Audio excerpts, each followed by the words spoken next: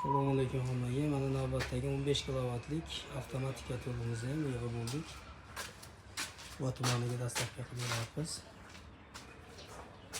Yo'limizni bunkiriga 120 kilo ko'mir sig'adi. 3 sutkadan 4 sutkagacha bemalol yetkazib beraveradi. Motor reduktorlari двойной bo'ladi. Miyalari o'zimiz tergan miyalardan tamiri, termostat, termoregulyator bo'ladi.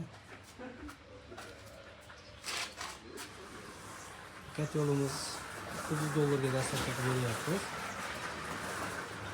Agar miyasi zavodskoydan kerak desanglar $100 farq qiladi. $1000 dastavka qilib beramiz. Kimga shunaqa aqlli yo'llar kerak bo'lsa, bemalol ekrandagi raqamlarga murojaat qilasizlar.